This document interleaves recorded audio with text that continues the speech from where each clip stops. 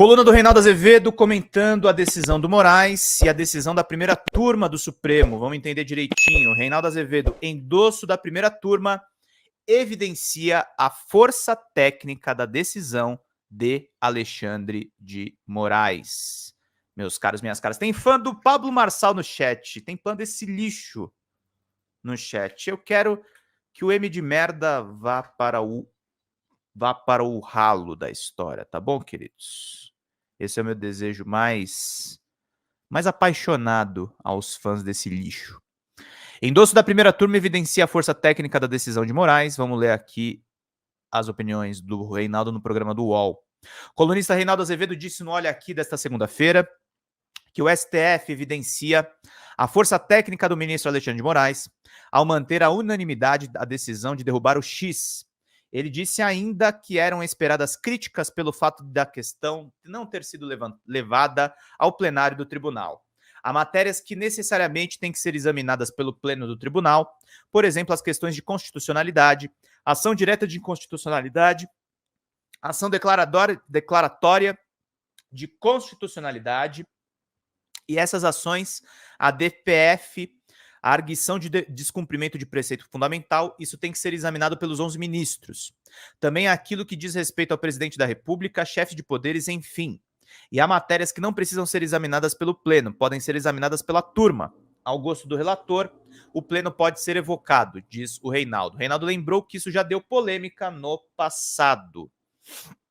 Não vou entrar em minudências, mas ministros que poderiam perder a votação na turma muitas vezes evocaram o pleno. Isso pode ser feito, evocar o pleno, mesmo que a regra garanta a votação da turma? Pode, fica a critério do relator. E aí começou essa história. Vamos ver se o Alexandre de Moraes tem coragem de chamar o pleno. Chamar o pleno porque se a regra é a votação na turma, então ele chamou votação na turma. Nós estamos diante de um caso de descumprimento de decisão judicial, Código Penal e de não cumprimento de artigos do Código Civil, então não caberia mesmo ao Alexandre levar essa decisão ao pleno. E daí, se levassem ao pleno, qual seria o resultado? Alguém imagina que Alexandre fosse perder essa votação? Não. Ah, mas talvez o Nunes Marques e o André Mendonça votassem contra. Eu tenho bastante crítica a alguns votos desses dois ministros, especialmente aos atos golpistas, mais ainda ao Nunes Marques, que não vê ato golpista no 8 de janeiro de nenhuma natureza. O André relativiza um pouco. Será que esses dois ministros votariam contra um colega que está aplicando sanção a uma empresa por descumprimento de ordem judicial? Segundo Reinaldo, um ministro que votasse contra a decisão do ministro Alexandre de Moraes estaria dizendo que as próprias decisões não merecem ser cumpridas. Está tentando, na verdade, meus caros, contra o próprio trabalho do Supremo, quando você tem um cara atentando a uma decisão do Alexandre que está evocando a necessidade do cumprimento de decisões judiciais. Judiciais, tá, queridos? Vamos lá. Será que o André Mendonça apoia o descumprimento da decisão judicial? Será que o André Mendonça apoia a desconstituição do Código Civil?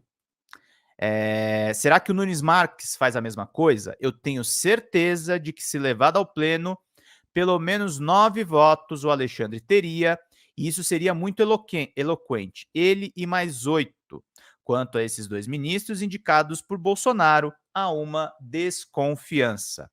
Olha, senhores doutores ministros, eu vou dizer a esses dois, essa desconfiança nem é minha, é uma desconfiança de gente que gosta de vocês mais do que eu, porque eu não acho que vocês sejam tão poltrões a ponto de se opor a uma decisão de um colega que está apenas pedindo o cumprimento de uma decisão judicial. Pedindo não, punindo uma empresa por descumprimento de decisão judicial, por descumprimento de norma, de lei do Código Civil, e que impôs à empresa sanções de acordo com o Código Civil.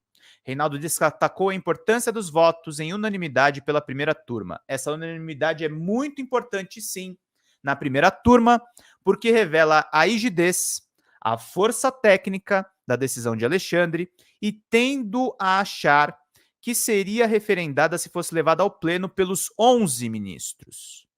Mas então por que não leva? Eu só posso defender de resto alguém que faz alguma coisa que está dentro da lei, que está de acordo com o regimento do Supremo e que de resto eu mesmo faria. Por que levar ao pleno uma decisão que é da turma? Das duas a uma. Ou o ministro está com medo de perder na turma, e o Alexandre não tinha razão para ter esse medo, ou ele acha que a sua decisão está sendo de algum modo frágil e precisa de amparo do pleno do tribunal. Acontece que não há fragilidade nenhuma na decisão de Alexandre de Moraes. Baita coluna do Reinaldo para entender a importância da decisão do Moraes e por que ela foi referendada não pelo pleno do tribunal, mas por sua primeira turma. O Alexandre estava seguro da decisão, mesmo que o seu tio do Zap esteja surtando, ele que nunca usou o Twitter, porque eu aposto que muita gente da esquerda usava mais o Twitter do que esses bolsonaristas. Ele está surtando porque a liberdade de expressão dele está sendo tolhida. Não, não está sendo tolhida. Uma empresa internacional está sendo punida por agir fora da lei no Brasil, inclusive atentando contra o Estado Democrático de Direito. Fala pessoal da Folha Democrata, aqui é Pedro Zambarda, editor do canal aqui e também do site da Folha Democrata. Estamos em uma nova campanha de Pix, gente. O nosso canal voltou a ser demonetizado, mas nós ainda estamos enfrentando burocracias dentro do YouTube. Então a gente pede para vocês contribuírem no Pix, diretamente no Pix, gente. Faz um depósito lá no nosso Pix, você nem precisa usar o cartão de crédito, você pode fazer o Pix além das nossas metas por live, que é de R$100 no Pix. Vocês podem ajudar em folhademocrata@gmail.com.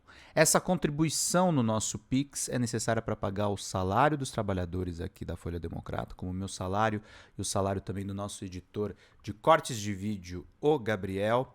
Então é necessário a gente fazer essa campanha de arrecadação, gente. Folha Democrata é um canal novo que surgiu nessa era democrática de governo Lula 3 e a gente precisa do seu apoio para continuar fazendo esse trabalho. Gente, muito obrigado pela paciência, pela colaboração de vocês e contribuam. R$20 de Pix, vocês ganham livros aqui no nosso canal, que estão disponíveis aqui. Basta você fazer a sua contribuição e depois mandar e-mail com o pedido de qual dos 3 livros, temos ainda um 4º livro para a gente dar de presente, no folhademocrata@gmail.com ou no pedrozambarda@gmail.com. E quem mandar 80 pilas no Pix ganha um curso de roteiro de comédia com a Xanda Fontes, a nossa sócia. Gente, vida longa e próxima. Vida longa e próspera, gente. Não próxima. Longa e próspera. Cuidem-se, cuidem dos seus. Até mais. Tchau, tchau.